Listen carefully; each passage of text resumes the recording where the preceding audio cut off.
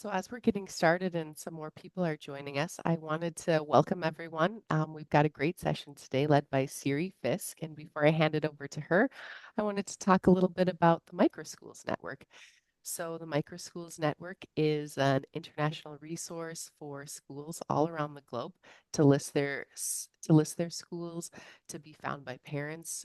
It's a great search engine. We're getting almost 500,000 um, impressions every month. So lots and lots of traffic coming through that site. I know from the back end, we can see it coming from all over. We get lots of referrals at our own microschool, Mysa, which Siri Fiske also founded.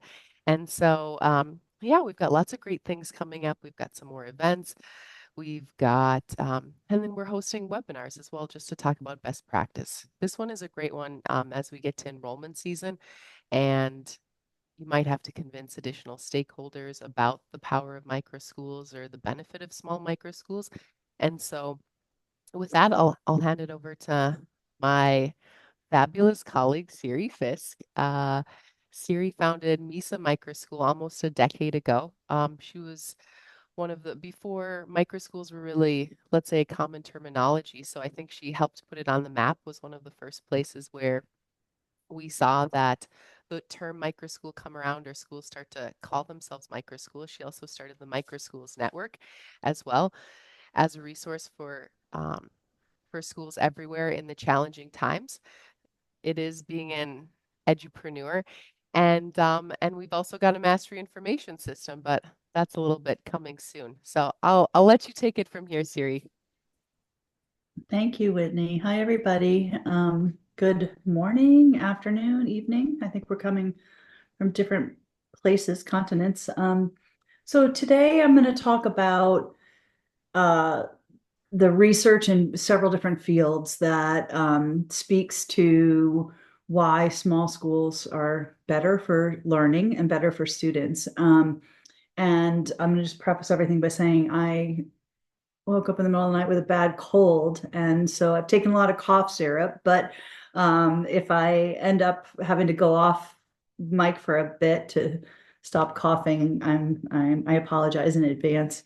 Um, so this presentation is uh, it's going to be a little bit like lofty, I guess. And I think my intention in putting it together was in part to have a conversation with whoever would like to have a conversation, but also to hand the slides over to all of you so that you have all this data and all this research that you can use when talking to parents or hiring teachers or in sort of in different situations. So the slides that I have are pretty heavily, they're like pretty wordy, and I'm not going to be reading all of them. The intention is really more that you can take them with you, and sort of each slide is sort of arranged by different sort of bodies of research so that you can find that research in the future. So let me go ahead and start to share.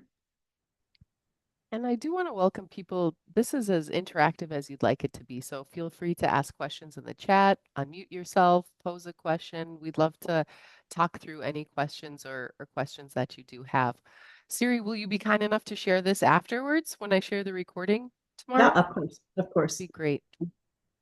Also, Louisa, is that your cat just sitting on your shoulder like that? That is adorable. um, okay. So we're going to start. So the way I've sort of organized this presentation is just like a very brief history of sort of the change throughout history, sort of changes in school sizes. And then four different areas of research that I think are really relevant to small schools. So the first is the research in the field of education. There's a lot on the slides here, and we'll just sort of go through that briefly. I think that's the kind of thing where if you want to go back and look at these, some of these are meta-analysis and sort of larger studies. Um, and then three other fields. Three other fields that really concern themselves with how people learn and the research on the most optimal conditions for learning and and what we know about the most effective ways of learning.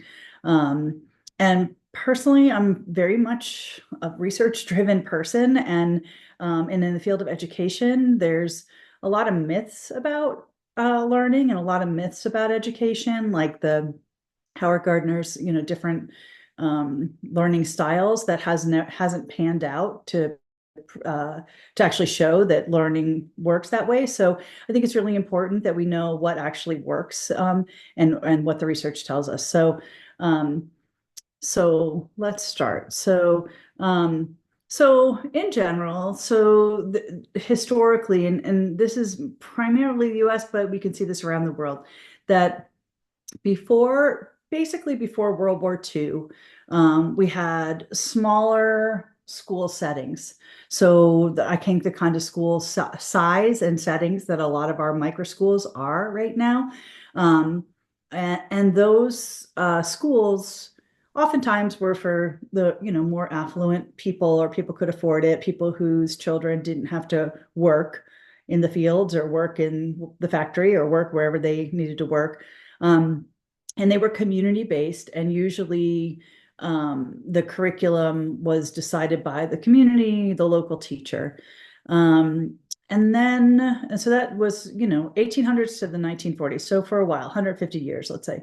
And then post World War II, um, we started to shift. And I think, most people have heard about sort of like the factory idea of education, but we started to shift um, to having much larger school systems, right? So school systems that were state or government based, depending on your country, and started to create much larger school systems. So in general, the average school size tripled in that time period.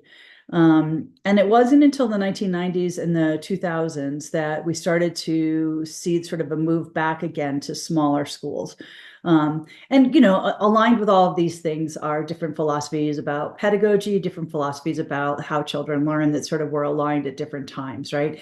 And also what education meant for each country. So, for example, in the US, the idea of, in a democratic society, that every child has access to a great education, in the 50s and onward, became more prevalent than it was in the 1800s, right? So trying to get more students into larger school settings. Um, okay, so we're going to talk So, about, can I stop you there and just ask a yeah, question? yeah. I mean, in these one-room schoolhouses, I mean, any idea what kind of size would they were? And then when we see a tripling, you know, half of a century later? Well, I think it depended on where you were, and sort of the age of the kids, and the rural areas is smaller, depending on um, how transportation to school, how close it was to where you lived, and whether somebody, and we see that in the world right now, everywhere, right? So we saw at our conference last year that in Bangladesh, it's really hard for the girls to get to school because people are working in the morning and they can't drive them to the school and they can't get them there. And so I think that that's part of it. But the but I think when in the 50s and 60s, as we started to have these much larger school systems, you can see that different districts and different areas started to pool the schools. So the high schools became, and we can see that now in a lot of places in the world. One high school may encompass, 3 or 4 towns or a whole county. Hmm. So I think it really is dependent on where you lived and sort of the resources and socioeconomic status as well. So. Yeah, I think um, I think socioeconomics. compulsory education laws also impacted the Right, size. right. So all the child labor laws and came into in effect, and so you're required to go to school till you're age 16, at least in the U.S.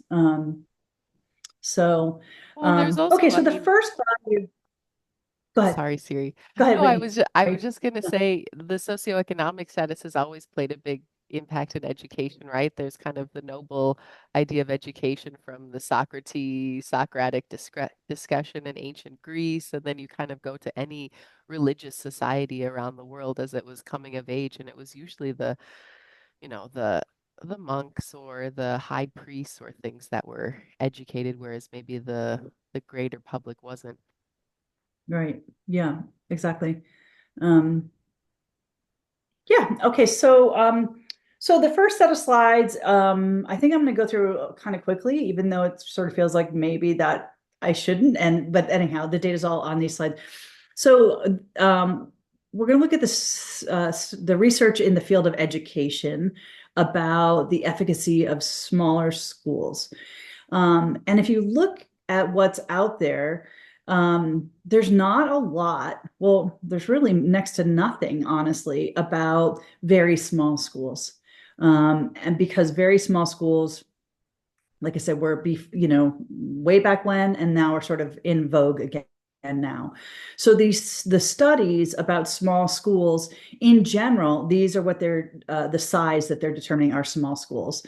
So 300 to 400 students in an elementary, 600 to 900 in a high school. So but in most of these research studies and these meta-analysis, are that's the size we're talking about. So, but I think when we look at these studies, I think the things that we learn about the benefits of small schools at that size, I think we can probably extrapolate that is magnified for even smaller settings. So, well, okay.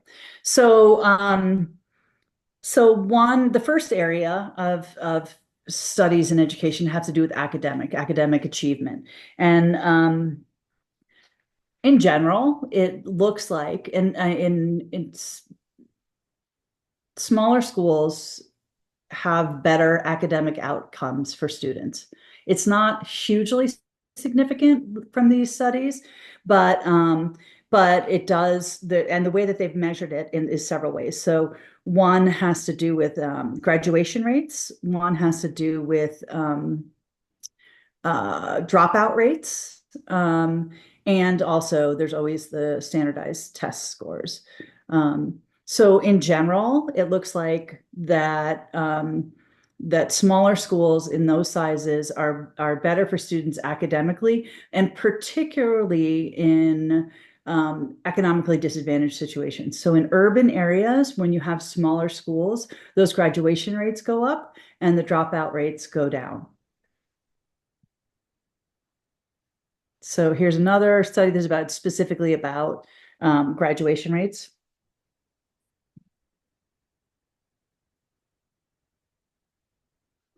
So there's another body of research about small schools in the field of education that really looks at climate. So the school climate and the interesting things. And again, a lot of this is really sort of seems like common sense, right? So, and that's, I think, in some ways, good research just confirms sort of common sense. But in smaller school settings, I think this first one is pretty interesting. Smaller school settings had fewer instances of violence, better attendance, and stronger feelings of belonging.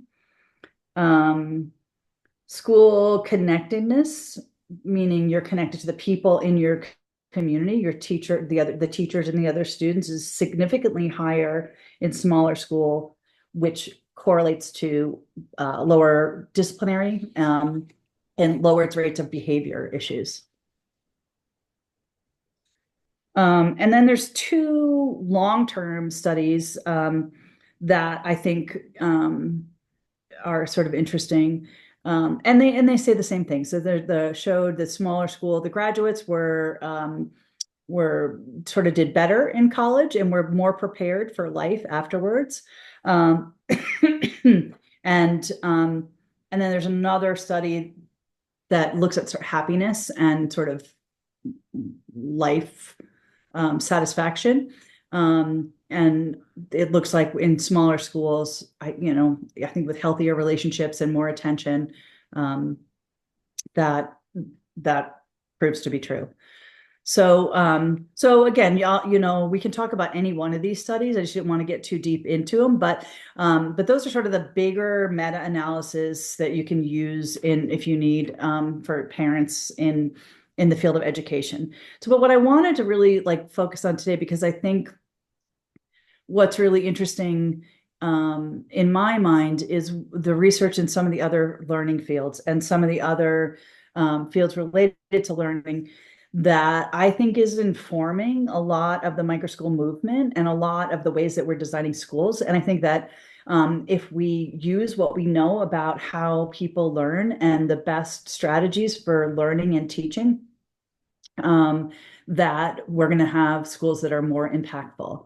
And, I also think that there are not long-term studies on very small schools in the same way that there are for these bigger school settings. So I think that's still to come. And I think it's, the way that we've measured in the past is also a little bit tricky in in micro school settings. Because the measurement, if you're measuring graduation and dropout rates and standardized test scores, that's not necessarily where the focus of a lot of micro school leaders is in their mission about their schools. So, all right. So the first area that I wanted to sort of talk about and point to sort of the research in that is neuroscience. Sorry.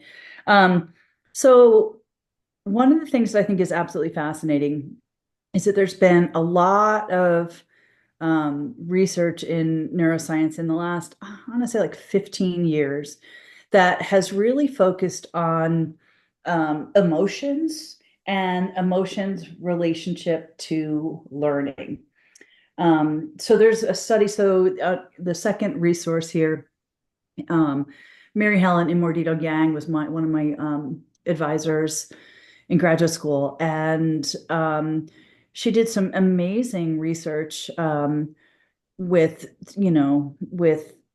children in machines, looking at their brain activity when certain things were happening, and then also a lot of research in mostly the Boston public schools about sort of emotional safety. And so what they found, and again, common sense in some ways, is that if you feel safe, if you feel cared for, if you feel known, if you feel, I mean, you don't have to go so far as to say loved, but that's better. But if you feel very safe and you feel calm, and the learning is faster and the learning is deeper. And I think this is a really great argument for why small schools are really important, because when students feel safe and when the sort of emotional, I don't know, the noise of being in a school with a lot of people around you is less intense, then the research shows you pick things up more quickly. And when you learn them more deeply. And so an example I often give when I'm doing an info session at our school is, if you're a seventh grade girl and you're walking into your math class, you're between classes and you're walking into your math class, and another student looks at you and like looks up and down and says, "Nice shirt." One little comment like that, not necessarily bullying, but just a little snide comment, "Nice shirt." That child's not going to learn much math for the next half hour, right? They're going to walk into that classroom, sit down, and be thinking about their shirt, or just be. And this is like just just a small amount of emotional instability, right? A little bit of feeling there that someone said something mean, or how do I look, or whatever. So in schools where you have a lot of students and where there's a lot of where we know from the previous studies I just talked about, where there's larger groups, there's more sort of emotional turmoil and more emotions that students are having to navigate than in a smaller school, provided the smaller school has, caring teachers and a cozier environment. But I think it's fascinating that, and that's not to say that you always need to be in a very safe emotional space to learn deeply or to learn. People do learn when they're under stress, right? If you're being forced to do something that you don't want to do and you have to learn it. But the learning is significantly deeper and more, it just faster. I think it's Another interesting. area in, oh, go Sorry, ahead. Siri. I was just going to say a little bit of that complements Angela Watson. You remember from John Hopkins School of Education. She was at our conference last year, and she was Yeah, talking about in lots and lots of her focus groups. That was really the impetus for lots of parents and community teachers and other people to start micro schools was children's safety, that they were worried about their kids, that their kids were having a hard time in these big environments, and that was something that they recognized that was really important for them to actually learn at school instead of being right, concerned. right. Um, yeah, and another thing from another sort of area in the neuroscience learning is this idea of cognitive load. So the more things that you have going on, the more distractions, the more people, the more noise in the hallway, the more dynamics in the classroom, um, the more you have going on, the harder it is to learn. And again, sort of common sense, but the research shows that, um, if you have 16 tabs open on your computer and a video on and the music and the TV, it's very hard to do anything, right? And the same is true for in schools where if there's just a lot of students and a lot of busyness and a lot of drama and behavior, it's just harder to learn. So the last part, and there's other things in the neuroscience of learning that I think are really interesting, having to do with sleep and having to do with other things that impact learning. But I'm just pulling out the things that I think are really related to small schools. But some of the other things are sleep and rest and exercise. Also, that the brain really needs that in order to learn. But another thing is we're social animals, we're social creatures, and so we are very attuned to what's happening socially around us, and particularly, and children are also, right? They're paying attention to who's saying what, who's doing what, who's behaving in which way.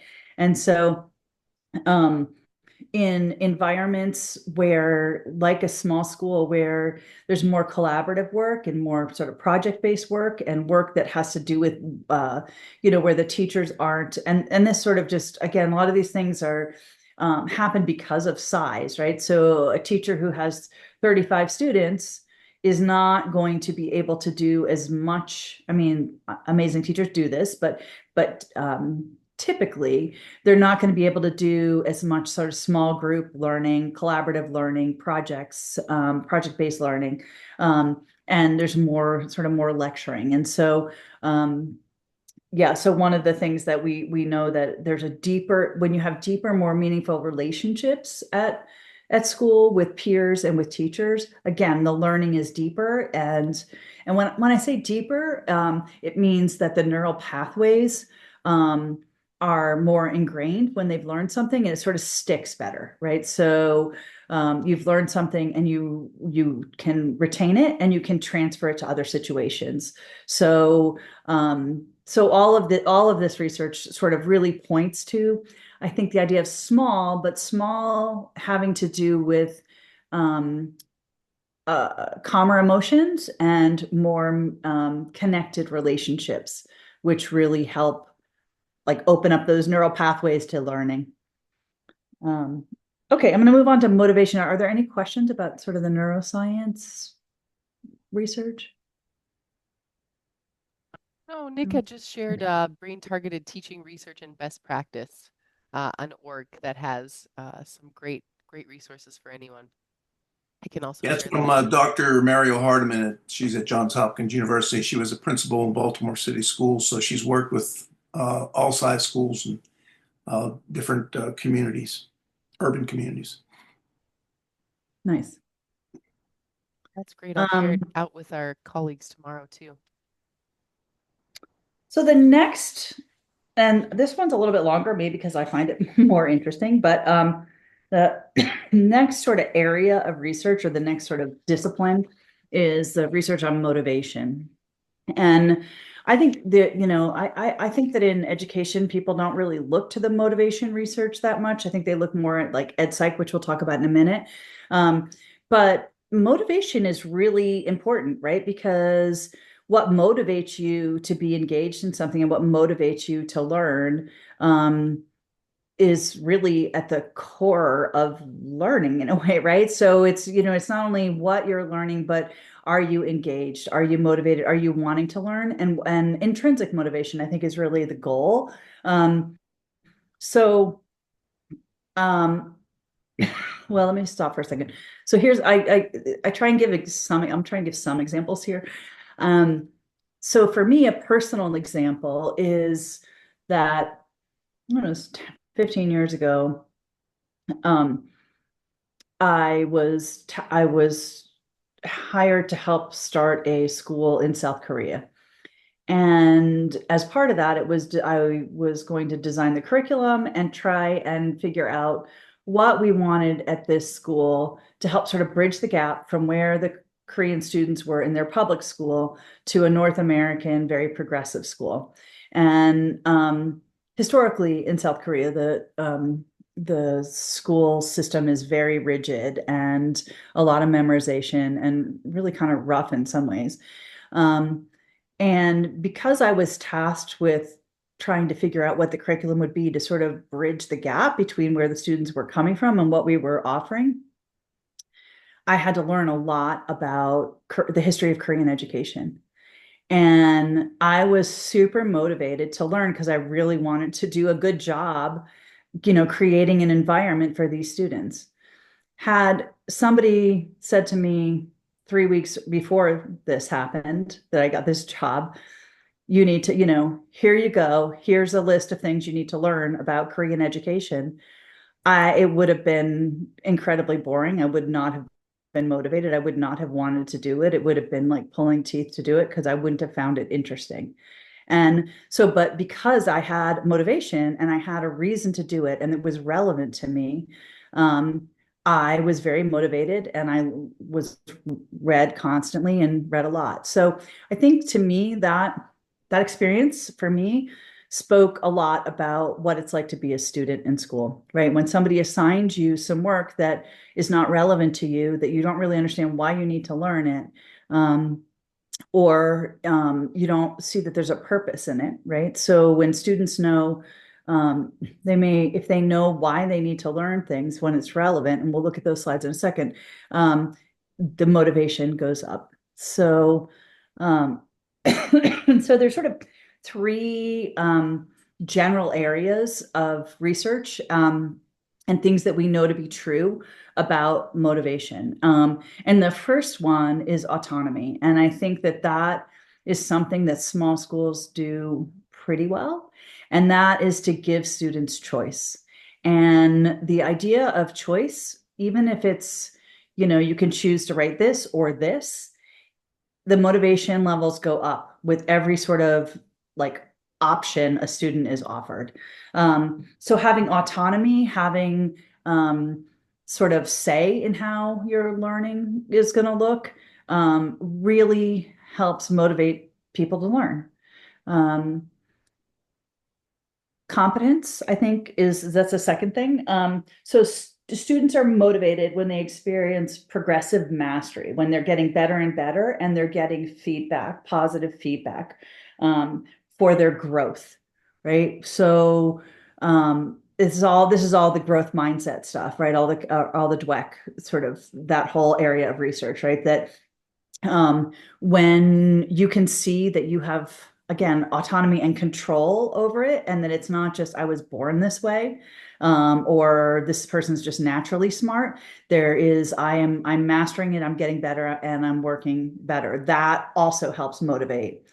Um, and then the third sort of big part of this area in the motivation research is relatedness. So feeling connected to people, right? So everybody knows that if you have a teacher that you adore and you want them to, you want to impress them, but you have a relationship with them and you feel connected and you want that really motivates people. It motivates people having other people, not necessarily, I probably shouldn't use the word impress, but um, having strong, healthy relationships where you care about the other people and the teacher's asking you to do some work and you're doing it together and you may not really know why the teacher's asking that, but you like the teacher and you want to do what they ask you to do, and or your friends ask you. So those are sort of three big areas that the motivation research really um, really point to, again, intrinsic learning, right? Not extrinsic learning. So then there's another area of I ask you research a that, question about the South Korea thing. South Korea typically scores very high on international assessments. Were yeah, those three that you just mentioned a part of their education systems typically? no, So you're making a distinction between like the private schools in South Korea using those, or I didn't follow that. the example that I was giving about South Korea had more to do with my motivation in creating the curriculum, um, So as opposed. was that part of their education system, or was it like microschools outside the system? No, it wasn't a micro school. It was a large school that I Okay, was cool. working in. Yeah. Yeah. So, South Korea has um, a insane tutoring culture, the Hagwons. yeah, So this is really what drives assessment. And I think they've made lots of laws to try and curtail, practices of staying, opening into 1, 2 a.m. So I think this is part of the way that kids score really, really highly in South yeah, they Korea. score highly because they're not traditionally, definitely not intrinsically motivated, very extrinsically motivated. That you have to pass. There's an exam you have to pass if you want to go on to college. The Hagwons are the tutoring centers, and I was there 15 years ago. They were instituting laws that children under 10 couldn't be at the Hagwons after 10:30 at night. So parents would pick the kids up after school at 3 and then take them to the Hagwons until 11 at night. And so and again, it was a lot of very rote memorization and sort of top down. So in designing that school and looking at in that, yes, we definitely had choice. We had things that had to do with, much more sort of project based learning. Yeah. Um, and and I didn't, we were doing an outdoor ed trip and there was so much pushback from the parents about they're going to be missing school and trying to say like, but you don't understand, like there's a whole new group of students coming in and if they go spend 3 days together camping and kayaking, they're going to bond in a way that they're going to support each other. Just wouldn't have it. So I think in the Europe, the US, other places are a little bit more tuned in, I think, to sort of this research. Um, this is kind of self-explanatory. And again, interest and relevance. Um, I think that's really important in motivation, what you're interested in. Where we all know that if you're interested in something, you're going to learn about it, right? If you're interested in, what's happening in the world, you're interested in learning a new hobby, you're going to Google it, you're going to teach yourself, you want to play the guitar. If you have an interest, you're going to be more motivated to learn it, right? There's also this idea of relevance, right? So you may not be, I know like I shouldn't badmouth math, but there's a lot of students who are not really excited about like algebra, for example, right? So you have to take algebra because your teacher says you have to take algebra, the school says you have to take algebra, but you don't really know why you have to take algebra. But if someone can show you, a teacher can explain to you why you need to take it, well, how is it relevant to your world? And that, even if it's as simple as you need to do it to graduate, if you understand the relevance and you understand why you're doing what you're doing, again, the motivation goes up. If you don't understand why, which unfortunately in a lot of big school settings, no one spends the time sort of explaining to students why they're doing what they're doing, and they're just doing it because they're told to do it, which then the motivation is lower and then the learning is lower.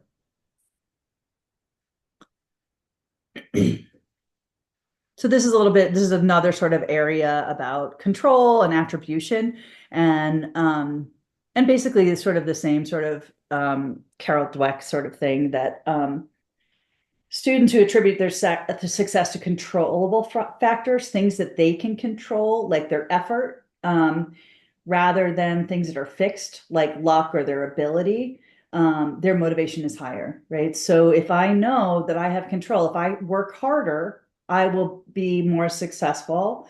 If I work hard, it's in my control and I can do it, the motivation goes up. And then the last in the motivation research is this idea of feedback. And I think small schools, when you have a small class and you have teachers who know the students really well, you're getting more feedback. You're getting a lot more, constant feedback in a way that helps sort of move the learning along. And in a larger school setting where the teacher maybe, 35 kids all turned in a paper, it takes 4 or 5 days to get the feedback. After that, it's you've sort of lost interest in that and you're not as sort of engaged. Whereas like in our school right now, the English teacher is constantly giving feedback. She'll read the a thing a student wrote as they've handed in and give the feedback right away. So the constant sort of feedback sort of keeps it right at the top of your mind, and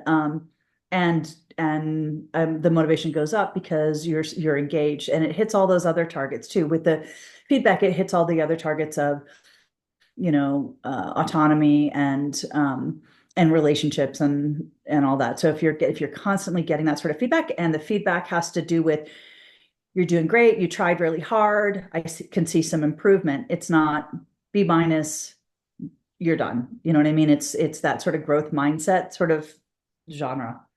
I think, if I can comment, I think this is where large schools are relying on AI in the future to Yeah. have more or less a writing coach. As you draft a paragraph, you can get immediate feedback, which is pretty decent actually from some of the tools I've used. And I've Yeah. also seen it in professional learning for adults, uh, using an AI tool as a coach to give Right. feedback. I've always felt that feedback and alignment are the two most powerful uh, strategies that you can for to increase student learning. Yeah, I agree. I think just, but then again, it also depends on the age, right? So I think, sort of the AI feedback, if you're working on a research paper and you're trying to figure out, how do I, tie this body of research to that body of research, and you write something and AI can help you sort of make connections. But if you're 8, it's really a little bit more about the people in some ways, right? It's sort of what did the teacher, did the teacher like it? Did the other students like it? The feedback from the peers. So, You just need um, to teach the 8-year-old how to say, "I'm an 8-year-old and I need some feedback on this in my yeah, language," and you get it. That's where when younger kids learn AI prompting at their age level, it'll make a big difference for everyone, small or large school. I think yeah, it's something we need to really integrate our learning into rather than trying to just stick it in our normal classrooms.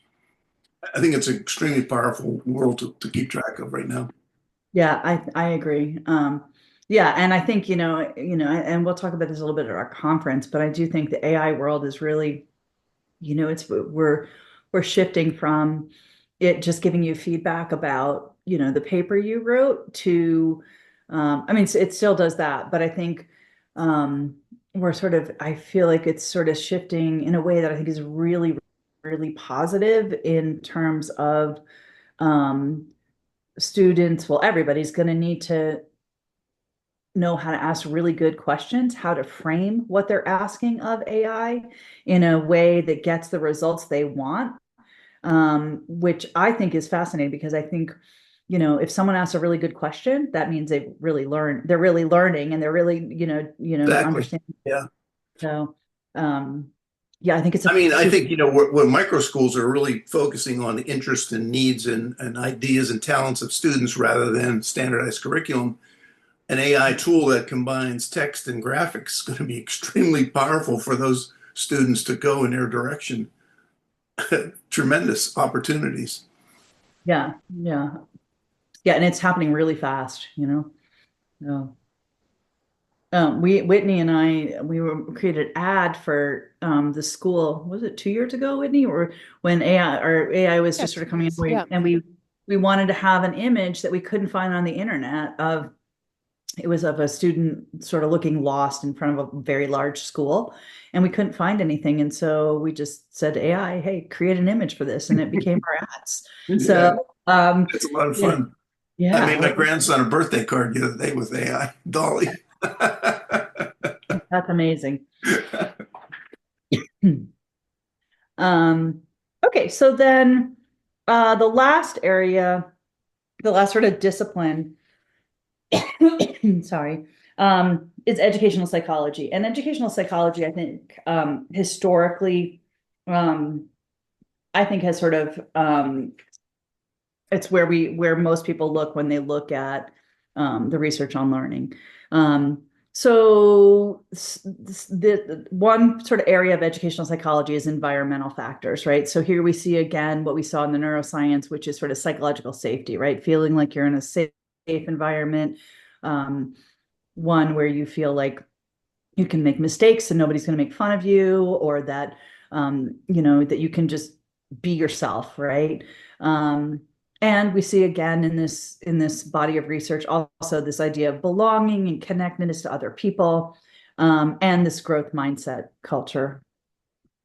Um, and then within educational psychology, there's also a lot of research on, and again, there's a lot of research on other things as well, but these are the things I'm pulling out that I think are that small schools do really well, right? So one of them is being able to really pitch the learning to the right level for the students, right? So those of you who have education background, so it's like Vygotsky's ZPD, the zone of proximal development, right? So which is basically your scaffolding. The teacher is scaffolding the teaching to really meet the student where they are. So the teacher is sort of trying a little bit of something, trying a little bit of something else. And when they hit the sweet spot, sort of a little bit above what the student knows, a little bit more challenging, that's when they're a little bit uncomfortable and they don't quite get it, but they can almost get it. That's when you get some deep learning. And again, we're back to the assessments, formative assessments, right? Regular assessments, constant sort of a conversations or feedback on what you're doing. That is not, again, it's not you got to be, you're done. It's really like, okay, let's tweak this or let's add that. And those strategies and that kind of feedback, again, makes the learning a lot deeper. And then the last one, again, we see it again in this body of research, has to do with the social relationships. And I think, you know, personally, I feel like we have had a culture where we sort of stay away from all the social stuff in some ways because we're here to teach. It's academic. We're teaching these classes. The goal is to teach certain things. But in reality, we're teaching about relationships in small schools, and we're modeling relationships in small schools. And if you extrapolate out to the future, when you look at happiness and healthiness in adults, it's usually tied to relationships, right? If you're a healthy, happy adult, you have strong, good relationships. And so to me, that is one of the major benefits of small schools is the building of relationships and the intensity of relationships. We have at our little school, we had a teacher the first time she came. She said, "This is like a family reunion here. I feel like all the kids are sort of cousins. They know each other really well." And I think that you can have that in a larger school depending on the classroom and the teacher, but in a smaller school setting, these relationships that are strong and that are healthy, again, they quiet all the other stuff so that you can learn and that you can be present. Um, and then the last thing for small schools, just to put out there, because it doesn't necessarily have to do with the learning necessarily, but there's been some work that's looked at teacher satisfaction and effectiveness of teaching. And typically, teachers are happier in smaller schools. So I didn't put it on here, but uh, for a lot of the same reasons we talked about. So in a smaller school, often there's more autonomy for the teacher, and that makes them happier. And the rate of the retention rates are high in smaller schools typically. Again, because the teachers have built relationships with the students and with the other teachers. So um, yeah, so that's sort of it. I can share all these. There's a lot of like data in there, and I know I went a little bit quickly. Um, but are there questions or things people want to talk about a little bit more? Well, my interest is in what are the outcome measures the small schools beginning to come up with now for like measuring social impact that are Right, not typically academic, because I'm sure there's going to be a lot of pressure for microschools in the future to show results of some type, right. especially if there's ESAs involved and that kind of thing. So what are the emerging patterns these days? Yeah, I don't think, I think, a lot of the studies on actually effective schools are more long term, right? And so this sort of this newish small school movement, I think that's happening. There's not a lot of long term data, and I think that sort of different measures, but I think, um, you know, it's going to be sort of tricky to see how schools get funding and what that looks like in terms of what they have to prove.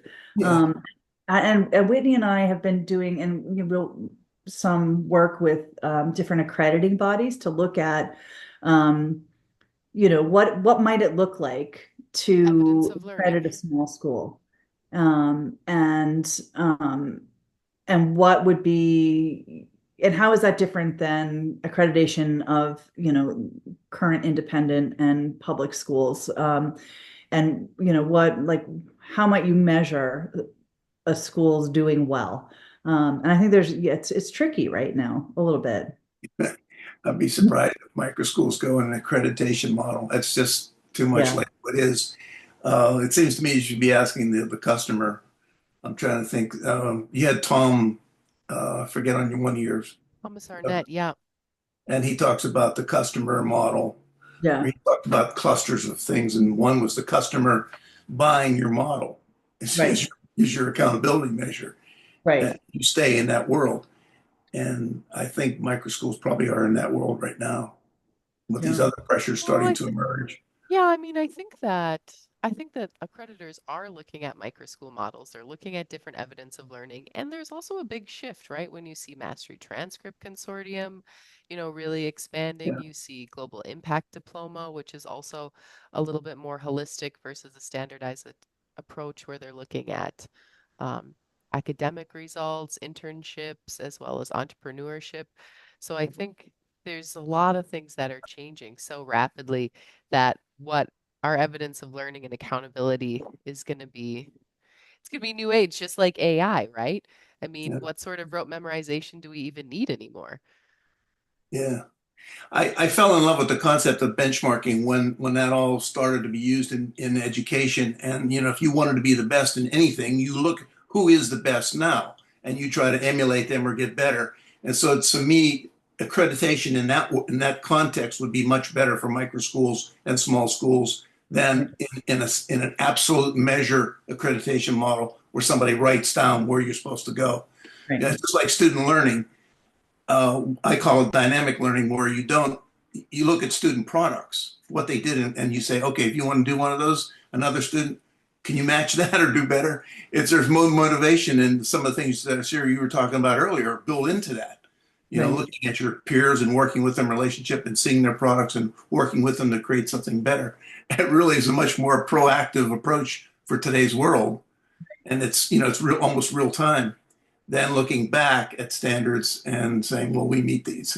So I don't know. It's just my view on that right now. Well, and I think speaking with different accreditors as well, they're really looking at continuous improvement and showing that as a school and showing that for students, like you mentioned. So I think that's kind of how they're trying to approach it without having rigid standards is maybe how things will unfold. Yeah, and that's for me, that's what I think too, that it needs to shift, right? It can't be the same way that we've been Yeah, measuring the large schools. It can't be the way that we've been measuring independent schools. exactly. Those things are not really relevant. So I think for me, my concern at this point in the sort of microschool movement is sort of a little bit, it's the Wild West. I love it. I love that there's so much choice. I love that people have freedom. I love that parents are feeling more and more comfortable putting children in alternative settings. But I also am concerned about um, just sort of that there's a certain level of accountability and that there's a certain level of transparency about what is happening, right? So that the parents need to know at this Sure. school we're not going to learn these things, or we are going to learn that, you know what I mean? There needs to be, and to me, that's what I'm sort of thinking in terms of accreditation is more that we need, a set of things that we say need to be true. It needs to be safe for children, physically safe for children, and the people who teach there need to be background checked. I mean, I think there's just some things that we're not seeing in the movement right now, but there's no accounting for anything. And so I think that, it doesn't need to be you teach this curriculum or you have to have, these sort of benchmarks. But I do think we need to get to a point where it can't just be, oh, I think I'll start a school. I've never thought about it. I don't know what I'm teaching, but I have 6 kids in my neighborhood and therefore I'm going to do it. And you know what I mean? I think that could be maybe the start of it, but I do think there needs to be just some basic safety things in line for Sure. a lot of what's happening. That So Edmonds research that you pointed to there in one of your slides, that goes back, I think it was Ron Edmonds, that goes back to the 70s and 80s with the effective schools model. right. And it was safe, orderly environment, and school parent relationships was essential components of any school at that time, I guess. Yeah. That They was were when saying, well, I think they were Maslow saying, was pardon, Maslow stuff was really big then, yeah, people really yeah, looking at a lot of Maslow stuff. Um, yeah, and there isn't all, I mean, there's, hopefully out of Arizona where they've got a graduate program in microschools happening right now. Hopefully people are starting to do some research on this because I think and I'd be interested to see what they're measuring, right? And how they're measuring it. absolutely. You know, Yeah. It's time for a lot of good action research, I think is where you're headed. Just to yeah, start to say these are emerging best practices, and that right. should evolve into whatever kind of quotes accreditation model you want to build. Yeah. I'm big on trying to use new words rather than words of the past. Like I still can't believe we use the word course, which was I think started in the 16th century, and it's Wait, a which word one that you, what means word should we use it can instead? mean anything to anybody, right? You don't know what it is, but Yeah, everybody's comfortable with it, but it doesn't do anything. It hasn't worked. yeah. I was just going to ask one question that I think one of the attendees had put in when they registered was addressing, I guess, parents or larger societal questions about alternative learning environments or small schools where they're not used to it. I mean, we can demonstrate the research, we can talk about that. I mean, do you think there's other impactful ways to help parents especially in cultures where it is moving a little bit slower, this micro school movement? Wait, so you're asking to kind of convince parents that this is a good thing? Yeah, this Um, was this was someone I know it was a colleague from India, actually. Um, I mean, I think that you can start with just the education research, right? So the first couple of slides and extrapolate from there, right? So that we can see that there's, some of it's very significant, some of it's mildly significant, but you can see, sort of better rates of everything in a smaller setting. But I think there's and we were talking about Thomas Arnett, right? So when he was talking about, disruptive innovation last year, and I think one of the things that sort of needs to happen is we need to get to, and I think in the U.S. because of the current administration and the ESA states happening, we're getting to a point very rapidly of this becoming a little bit more mainstream. And I think that is in part too, right? If you I didn't put anything about parents in here, but There's some really interesting research about parents in education and how parents choose schools. And one of the things I think is really fascinating is um, oftentimes parents choose schools based on people they admire where they put their kids, that they aren't actually looking at the research. They're looking at Aspirational. where the Yeah. Jones putting their kids, then I want to put my kids there, right? And so I don't know that that's a way that you should, yeah, I don't want to recommend that for a way to figure out where to put your child in school. But I do think that in some ways it just needs to get to sort of a tipping point. Um, I think there's a lot we can say about, and there's again like common sense we can say about a small school setting. Just, if you think about it in any other context too, right? If you work in a company where there's 1,000 employees and you're sort of around all 1,000 of them all the time versus you work in a company where there's 40 employees, it's just a very different culture and a different setting, right? So I think one way is to sort of have those analogies on hand because um, the kind of data that people typically look for, and I think to the point of our conversation right now, is that they look for this data that's not as relevant anymore, right? To these standardized tests, because the standardized tests aren't saying is this person going to get along in the workforce, right? Are they going to get along with other people of different ages and be able to ask good questions? And so I think all of those things sort of need to That's change. arguable. If they What do can't you read and mean? write, they're not going to get along with their That's employers. true. That is true. That is true. And a little So bit I of mean, that needs to be there. I'm saying once To you hit me, the to me, it's if I'm running a microschool, I would promote a vision that my students will perform proficiently on any test. oh Bring yeah, it on, bring it on. yeah. And I However think we do our thing, we're going to do well on any test. yeah, yeah. And I think That's the way I would go at it. we're gonna have that data. We're gonna have that data. I know. So my school has been around since 2016, and the students who've been with us for at least 3 years are all working at multiple grade levels, above grade level, working in different subjects at different grade levels. Yeah, that's But awesome. and they're not coming in as gifted. They're just coming in, and when we're meeting them where we are, and the way we arrange our classes is very Terrific. targeted to where their needs are. And so that kind of data, I think if we can start to figure out how to gather that data that, in this Absolutely. Yeah. setting, there, every single one of our kids in high school has been able to graduate at least a year early.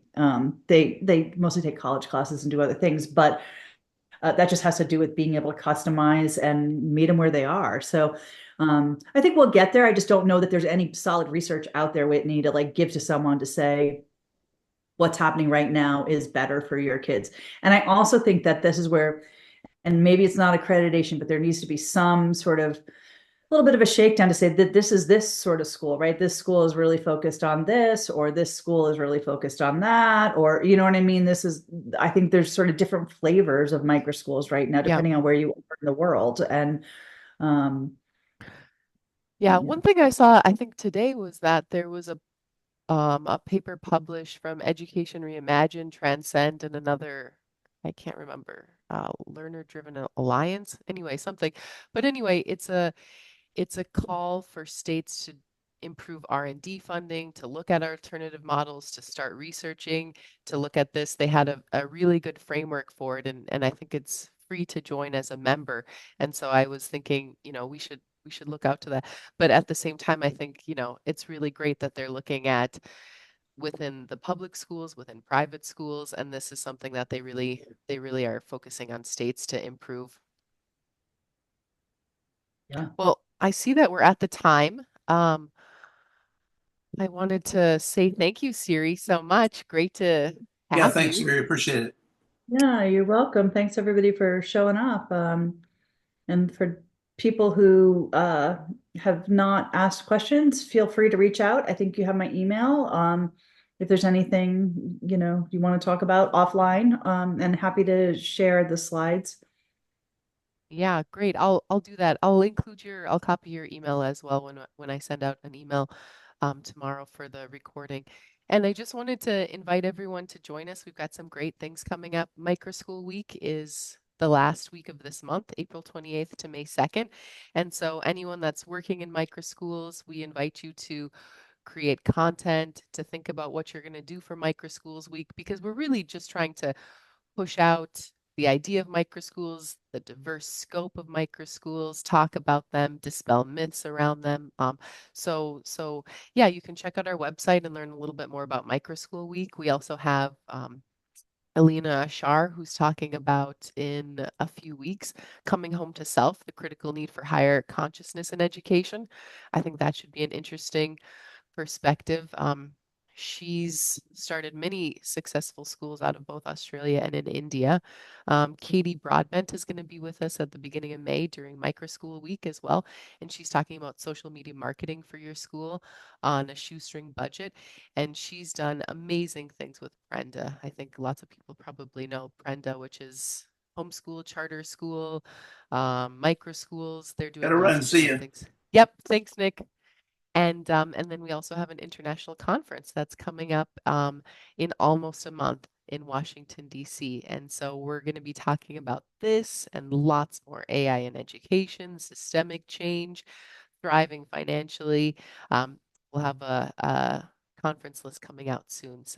So we welcome you to all of these upcoming events. Hope to see you. And thanks again, Siri. Thanks, Whitney. Thank you, everybody. Have a good rest of your day. Bye. Bye.